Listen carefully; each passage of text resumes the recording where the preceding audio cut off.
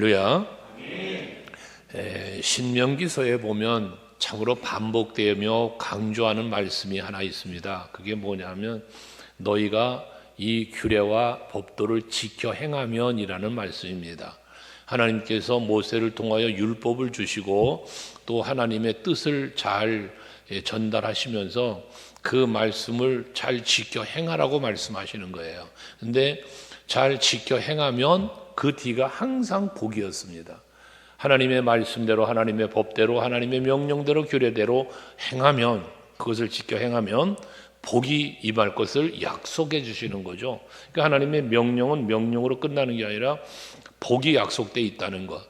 우리는 그래서 순종의 삶을 살아야 된다는 것입니다. 오늘 1절 말씀에도 보면 그리하면이라는 말씀을 합니다. 이 그리하면이라는 말씀은 앞에 말씀하신 대로 지켜 행하라는 것이거든요.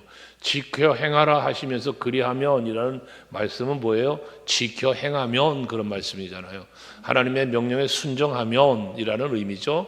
그렇게 되면 살고 번성하고 하나님이 맹세하시고 약속한 땅을 들어가서 차지할 것이다 라고 말씀을 하는 거예요. 그러니까 여러분 하나님의 말씀대로 순종하며 살면요 거기에는 생명의 역사가 있어요. 그래서 사는 거예요. 근데 말씀에 불순종하면 뭐예요? 죽는 거예요. 망하는 거예요. 옆 사람에게 한번 축복합시다. 순종하여 삽시다. 순종하여 산다는 건 순종의 생활을 말하는데 그거는 결과적으로 뭐다? 내가 사는 길이라는 거예요. 사는 길. 하나님은 선악과 먹지 말어. 그게 뭐예요? 사는 길이에요. 먹으면 반드시 죽는 거예요. 그러니까 여러분들 신앙생활 하시면서 항상 스스로의 마음에 늘 다짐할 것은 순종하며 살자. 스스로가 자꾸 스스로에게 명령하셔야 돼요. 다짐을 하셔야 돼요. 모든 하나님의 말씀은 순종한다. 목사님이 무슨 말씀을 하든지 순종한다. 항상 순종을 마음에 새기고 힘써 살아야 되는데 근데 순종이 쉽냐? 결코 쉽지 않습니다. 순종은 결코 쉬운 게 아닙니다. 그런데 쉽지 않지만 순종하는 힘씀이 그 순종을 위해서 희생함이 결과적으로 여러분들에게 복이 되고 은혜가 된다는 것이거든요. 힘들지만 하는 거예요.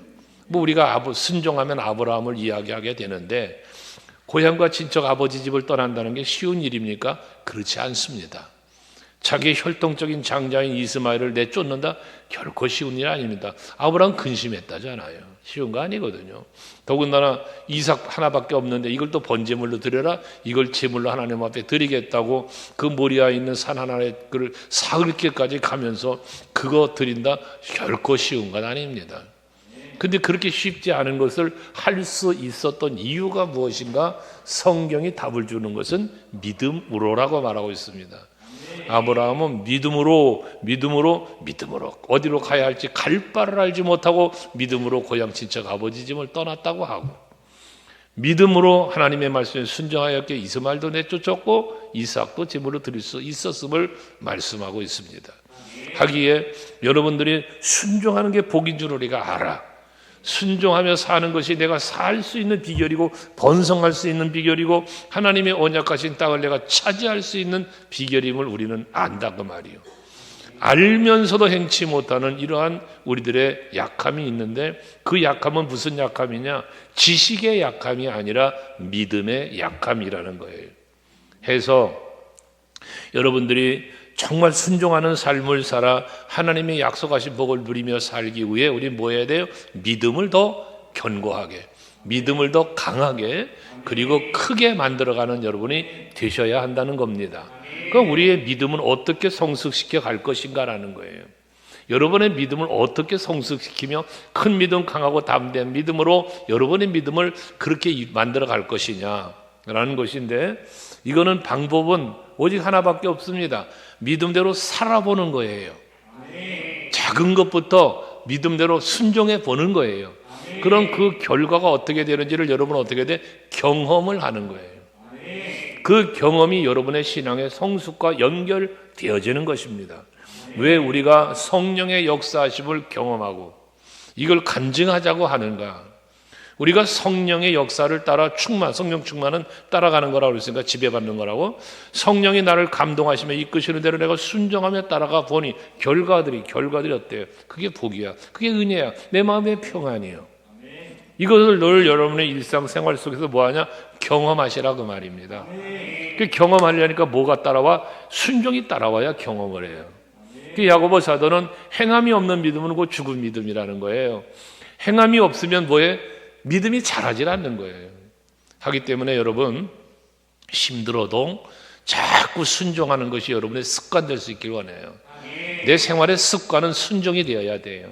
그러면 그 순종하면서 은혜도 경험하고 하나님이 주시는 복도 경험하고 여기 말하는 살고 번성하고 언약의 성취의 그 누림이 여러분에게 계속 올 거니까 그거로 인한 여러분은 확신이 생기잖아요. 아, 그렇구나. 말씀대로 살면 이런 은혜와 복이 내게 임하는구나.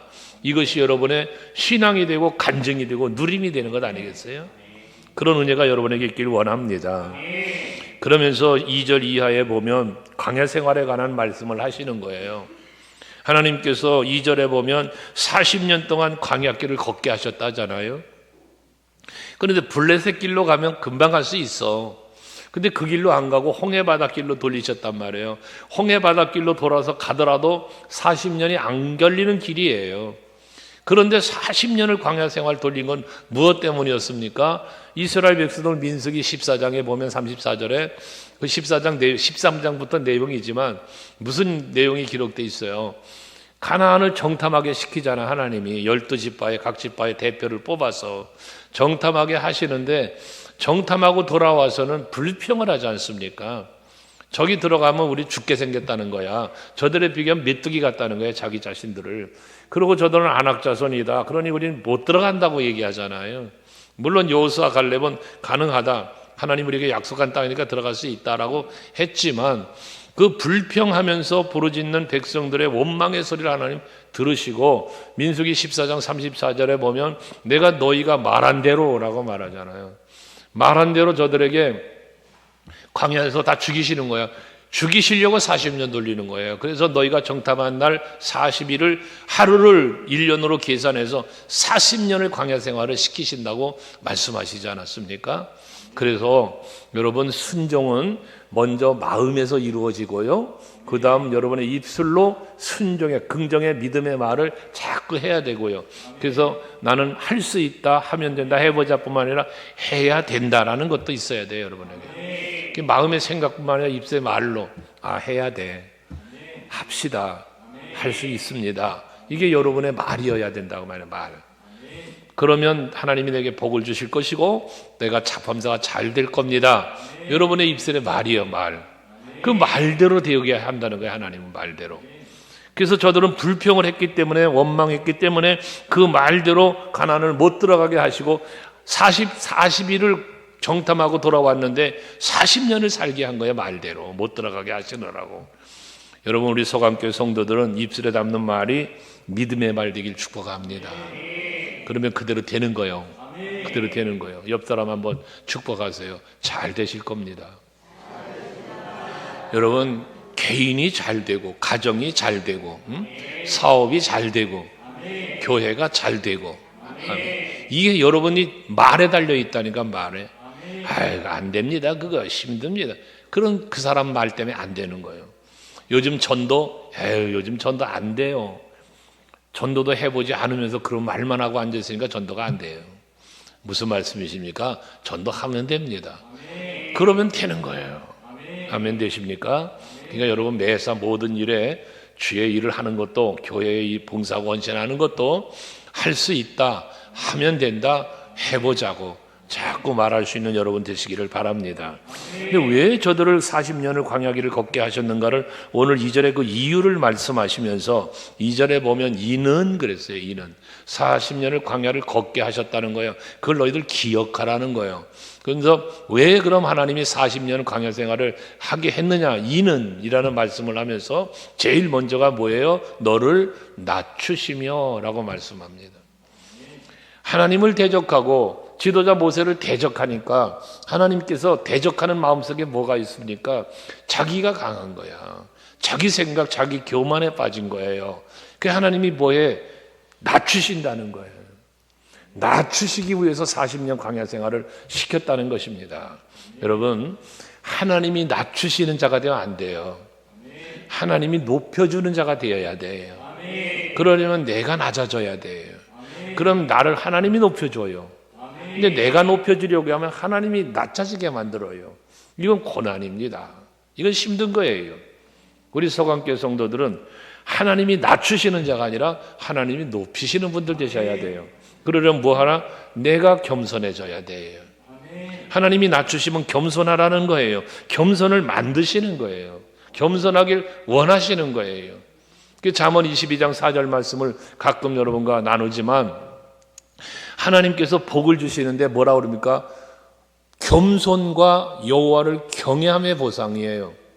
그러니까 겸손함은 즉 뭐로 이어지느냐? 여호와를 경외함으로 이어져요. 그것이 곧 너에게 복이 된다는 거예요. 그러니까 겸손한 자에게 하나님 뭐에? 은혜를 베푸시고 복을 주시고, 교만한 자는 어떻게 하는데? 물리친다잖아요. 하나님 대적하신대요. 그러니까 여러분들이 하나님이 주시는 은혜와 복을 받으시려면 어떻게? 낮아지셔야 된다니까. 겸손하셔야 된다니까. 거기에 은혜가 임하는 거예요. 사도행전 20장에 보면 사도 바울이 20장 20절에 보면 에베소 교회의 장로들을 불러 모아놓고 그가 어떤 삶을 살았는지를 말하는 거잖아요. 그 권면할 때에 그 첫 번째 말하는 게 뭡니까? 모든 겸손과 눈물로 라는 말을 하잖아요. 그러니까 사도 바울은 하나님 앞에서 또 교회 앞에서 그는 어떻게 일을 했냐? 사명자의 삶을 살았냐? 겸손으로 눈물로 살았다는 거예요. 그리고 여러 가지 시험과 시련이 닥쳐와지만 그걸 참고 견디면서 섬겼다는데 그 섬긴 무엇입니까? 결국 여러분 하나님의 뜻을 섬긴 거요. 그리스도의 몸된 교회를 섬긴 거요. 하나님의 은혜와 사랑을 입은 성도들을 섬겼다는 이야기거든요. 바울이 뭐가 부족했어요? 여러분 바울은 당시 시대적 상황에서 얼마나 대단한 인물이었습니까? 사회적 관점으로 볼 때요. 하지만 그 모든 것들 다 내려놓고 예수 사랑 앞에서 낮아진 거잖아요. 그게 모든 겸손이에요. 우리 서강교회 성도 여러분들도 바울이 입은 하나님의 은혜를 우리도 받았어요. 그 사랑 우리도 받았잖아요. 그럼 우리도 그 은혜 앞에 겸손해지셔야 된다 그 말이에요. 그런데 하나님의 은혜 앞에서 교만했던 백성들은 그 앞에서 대적하니까 하나님이 그들을 낮추시려고 40년 광야의 길을 걷게 했다는 거예요. 낮추신 뿐만 아니라 그 다음에 보면 2절에 중후반에 보면 너를 낮추신 다음에 뭐래? 너를 시험했대요. 하나님이 시험을 하시는 거야. 이미 가나안 정탐이라는 사건을 통해서 시험하셨어요.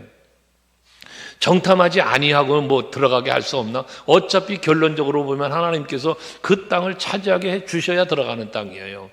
그 안에 살고 있는 족속들 하나님이 가서 그들을 내쫓으시고 멸하시면서 들어가 차지하게 해 주시는 땅이에요. 그럼 정탐하지 않고 들어가게 해 주실 수도 있잖아요. 근데 정탐을 하게 하셨어요. 뭐 한 거예요? 시험하신 거예요. 저들의 믿음이, 저들의 마음이 어떤가를 하나님 보시고자 한 거죠. 그게 아니었단 말이죠. 하나님의 마음에 합당치 못한 저들의 모습을 보시고 낮추시면서 또 시험하셔서 40년 광야 생활 속에 또 시험했다는 거예요. 뭘 시험했습니까? 거기 보면 말하죠. 네 마음이 어떠한지 그 명령을 지키는지 지키지 않는지를 하나님이 뭐에 알려 하십니다. 이미 불순종을 했어. 이미 저들은 하나님의 약속을 믿지 못했어요. 정탐이라고 하는 시험에 합격하지 못했어요. 그러니까 40년을 광야길을 걷게 하시면서 또 살펴보시는 거예요. 그 마음이 어떤지, 하나님의 말씀을 순종하는지 안 하는지를 하나님은 알고 싶으신 거예요. 알고 싶으셔서 광야길을 걷게 했다는 거예요. 여러분들 정말 하나님의 말씀을 믿고 겸손히 순종하며 사시면 이런 광야길의 시험은 필요가 없어지는 거예요. 그런데 온전히 하나님의 말씀을 믿지 못하고 자꾸 내 생각으로 살려고 하니까 하나님은 나를 낮추시면서 그 40년을 광야를 걷게 한단 말이에요. 그러니까 여러분 어떻게 보면 우리가 평안하고 형통하고 범사에 복된 삶을 살아가느냐 아니냐, 아니면 참으로 곤고하고 그 광야길을 걷는 힘든 생활을 하느냐, 이 갈림길 어디서 있느냐, 내가 겸손히 하나님의 말씀을 순종하느냐 순종하지 않느냐라고 하는 이 갈림길에서 여러분의 판단이 중요하다는 거예요. 여러분 스스로가 판단할 때 아멘, 하나님의 명령이라면, 하나님의 말씀이라면, 하나님의 규례라면 따르겠습니다. 아멘 하며 가시는 여러분의 길은 40년 광야생활 같은 길이 아니라 적과 꿀이 흐르는 가나안을 누리게 되는 거란 말이에요. 우리 소강교회가, 성도들이, 우리 교회가 그런 길을 걸어갈 수 있길 축복합니다. 무슨 길? 광야길 말고 번성의 길, 사는 길, 약속이 성취되는 길, 그래 누림의 땅, 누림의 길 아닙니까? 그런 길을 우리가 걸어가야 돼요. 광야생활 걸으면서 하나님이 또 시험해야만 되는 그런 게 아니단 말이에요. 그러면서 3절에 또 말씀을 반복해서 하세요. 너를 낮추시며 너를 줄이게 하시며 또 너도 알지 못하며 조상들도 알지 못하던 만나를 내게 먹이신 것은, 그래 40년을 광야길을 걷게 하시면서 만나를 내려주셔서 먹게 했잖아요. 그 만나를 먹여주신 이유가 무엇이냐를 말하는 거예요. 그렇게 낮추시면서 하나님이 그렇게 만나를 먹여주신 이유가 뭐냐? 사람이 떡으로만 사는 게 아니고 하나님의 입에서 나오는 모든 말씀으로 사는 줄을 네가 알게 하려 하십니다라는 거예요. 하나님의 말씀들은 네가 살면 너는 먹고 사는 거 걱정 안 해도 돼. 말씀대로 살지 않으면 너는 역경과 고난, 광야길을 걸어야 돼. 이걸 깨닫게 해주시기 위한 하나님의 일하심이었다는 거거든요. 여러분, 하나님은 여러분들에게 확인하고자 하는 게 있어요. 확인하고자 하는 거. 그 확인이 뭐냐? 간단합니다. 순종입니다. 순종 하나 안 하나. 그 순종을 놓고 뭘 들여다보는 거예요? 네가 나를 믿느냐 안 믿느냐, 내가 약속한 말씀을 믿느냐 믿지 않느냐, 이걸 시험해 보시는 하나님이시다고 말이요. 그리고 하나님은 약속하신 것을 반드시 성취하는 분이시고, 그리고 모든 필요를 채우시는 분이심을 우리로 알기를 원하신다는 겁니다.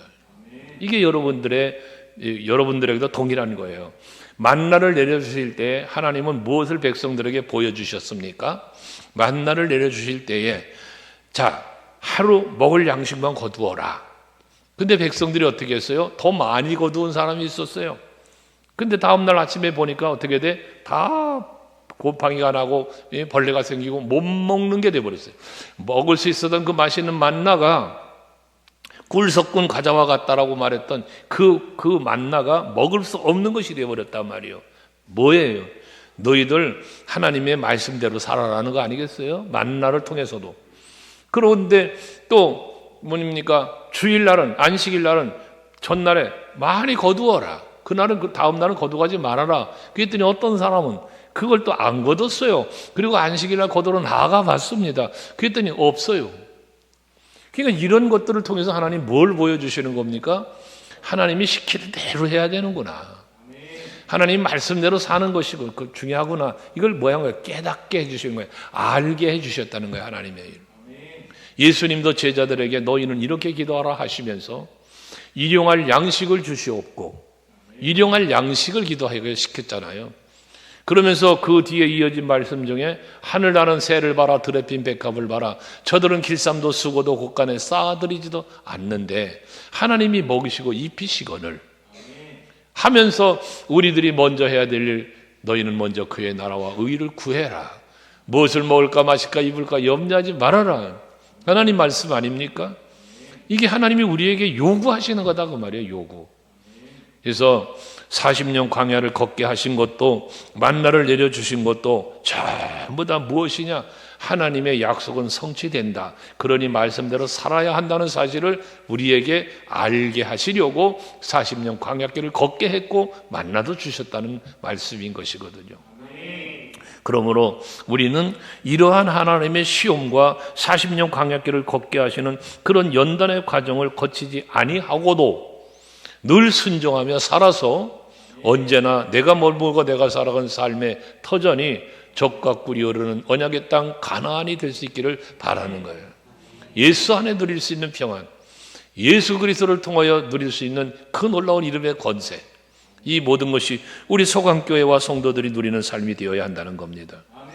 그런데 이렇게 40년을 걷게 하셨지만 그럼에도 불구하고 4절 말씀을 보시면 40년의 광야를 걸어가는 과정 속에 의복이 헤어지지 않고 또 네 발도 부르트지 아니하였느니라 라고 해요.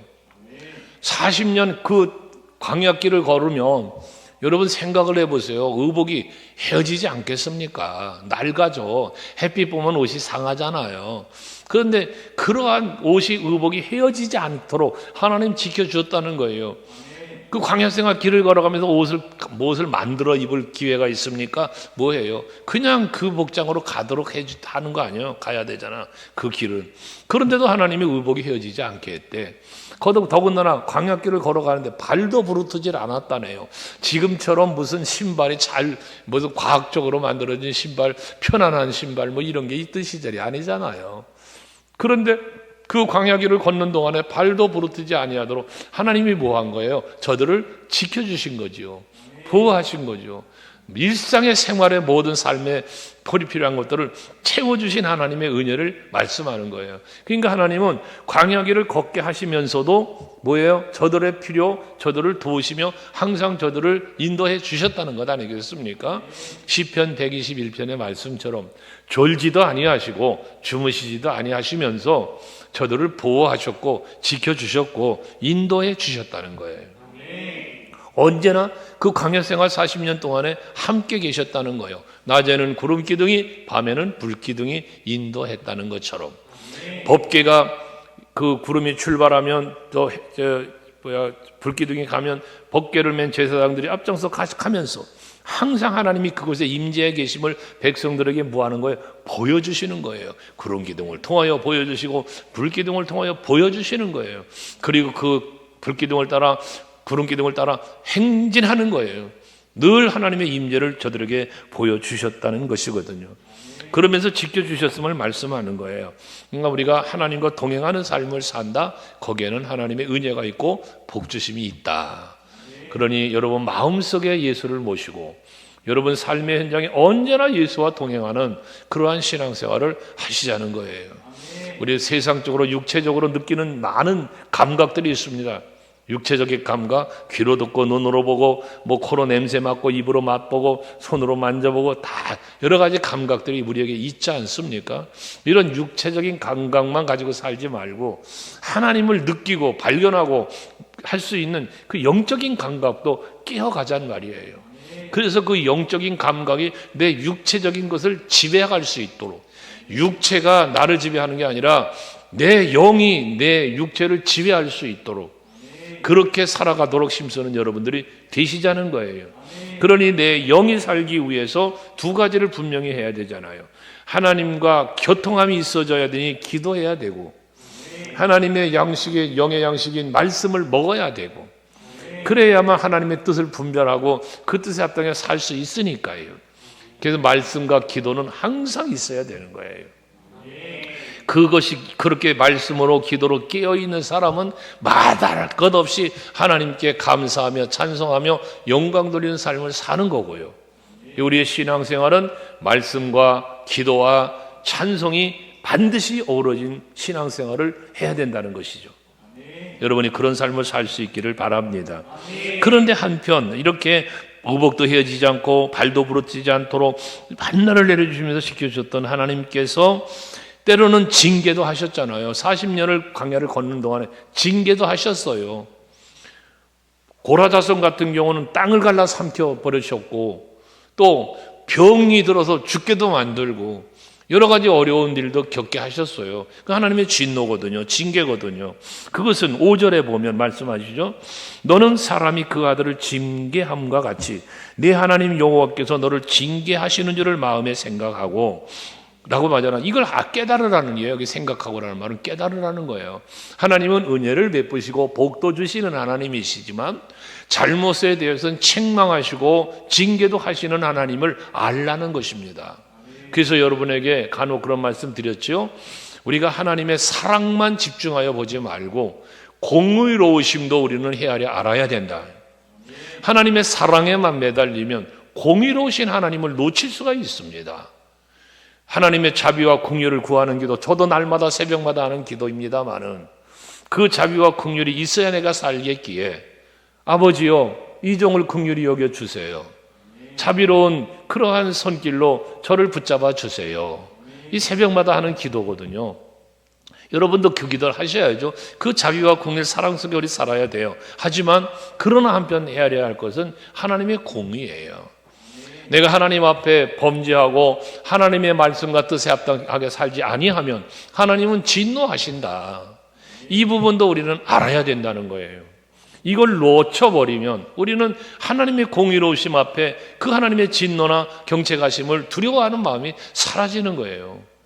그렇기 때문에 우리는 하나님의 공의로우심도 알아야 된다는 게 5절에 그 얘기예요. 징계하시는 하나님도 있다. 그런 하나님도 하나님의 섭리도 있다는 사실을 생각하라는 거예요. 그러면서 6절에 네 하나님 여호와의 명령을 지켜 그의 길을 따라가며 그를 경외할지니라.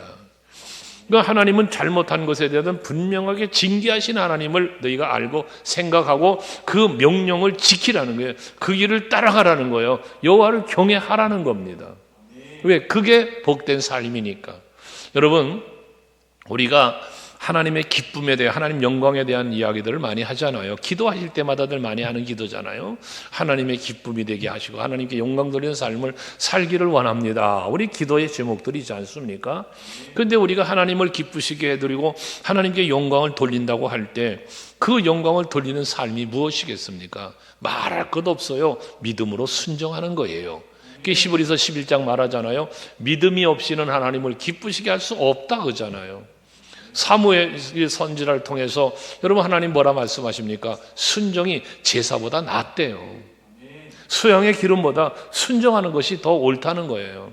그 순종이 어디서 오는데요? 믿음에서 온다니까요. 겸손하면서 온다니까요. 그래서 여러분들은 항상 하나님 앞에 겸손하시고 하나님의 말씀을 온전히 믿으시고 그 말씀대로 살면 엄청난 은혜와 복이 임한다는 사실을 믿고 순종하는 여러분들이 되시자는 거예요. 그리하면 7절 이하에 약속하신 땅인 그 가나안 땅을 주신다고 말씀하시는 거지 않습니까? 그런데 그 약속의 땅이 어떤 땅입니까? 오늘 7절 이하의 말씀에 보면 골짜기든지 산지든지 시내와 분촌과 샘이 흐르고, 여러분 팔레스틴 지방에서의 샘물, 물은 얼마나 소중한 겁니까? 그런데 산이었던 골짜기였던 어느 곳에 나예요, 여러분. 보통 물은 골짜기에 있잖아요. 그런데 산이었던 산에도 있다는 거예요, 물이. 그런 하나님의 놀라운 축복이 항상 어느 곳에든지 임하는 걸 말씀하는 거 아니겠습니까? 성경에서 물, 이슬, 비는 하나님이 주시는 은혜와 복을 상징한다고 했으니까 어디 가서 살든지 간에 다 그곳이 하나님의 분을 믿고 여호와를 경외하며 말씀대로 순종하며 사는 곳이라면 어디든지 하나님의 은혜와 복이 있음을 말씀하는 거예요. 여러분이 가정이든 사업이든 직장이든 어느 곳에서든지 항상 하나님의 말씀을 믿음으로 순종하면서 사시기만 하면 여러분들의 삶의 현장은 하나님의 은혜와 복이 넘쳐날 줄로 믿으시길 바랍니다. 푸른 초장 쉴 만한 물가로 인도한다 그러셨는데요. 그 인도하는 게 무엇이에요? 말씀입니다. 말씀. 그 말씀이 인도할 때 따라가기만 하면 거기가 쉴 만한 물가야. 거기가 여러분 푸른 초장이 되는 겁니다.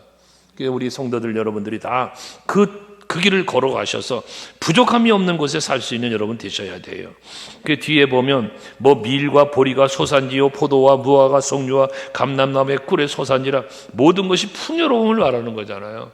모든 것이 풍성함을 말하는 것이거든요. 뭐 어디가 하나님의 말씀대로 순종하며 살아가는 삶의 자리가 부족함이 없는 자리라는 거예요. 모든 것이 풍성한 자리라는 거예요. 그래서 9절 같이 읽어볼래요. 9절 시작. 네가 먹을 것에 모자람 없고 내게 아무 부족함이 없는 땅이며 그 땅의 돌은 철이요 산에서는 동을 캘 것이다. 여러분 거기 보면 뭐예요? 모자람이 없다, 부족함이 없다라고 말하잖아요. 모자람도 부족함도 없는 곳. 왜? 거긴 하나님의 은혜가 있으니까, 하나님의 보호하심이 있으니까, 하나님의 복주심이 있으니까 부족할 일이 없죠. 모자랄 일이 없죠. 우리 서강교회 성도 여러분들이 살아가는 삶의 현장이 가정이든 직장이든 사업장이든 어느 곳이든지 우리 교회적으로도 마찬가지 부족함이 없고 모자람이 없도록 부어주시는 하나님의 은혜가 풍성하기를 주의 이름으로 축원합니다. 여러분들이 우리가 신앙생활에서 하나님의 일을 해야 될 때도 부족함이 있으면 하고 싶어도 못하잖아요. 모자람이 있으면 못하는 거잖아요. 여러분들께서 정말 하나님 앞에 쓰임받길 기도하시되 하나님의 일을 할 때에 말씀대로 순종하며 살아갈 때에 헌신하며 나아갈 때에 내가 부족함이 없고 모자람이 없이 감당할 수 있도록 은혜 내려 주옵소서. 기도도 하시고, 그래서 하나님이 내게 주신 은혜와 하나님이 내게 주신 복으로 주님의 일을 감당할 수 있게 해달라고 기도도 하셔야 되는 겁니다. 10절에 네가 먹어서 배부르고 네 하나님 여호와께서 옥토를 내게 주셨으므로 말미암아 뭐에? 그를 찬송하리라 라고 말씀합니다. 인간 결과적인 거 뭐냐?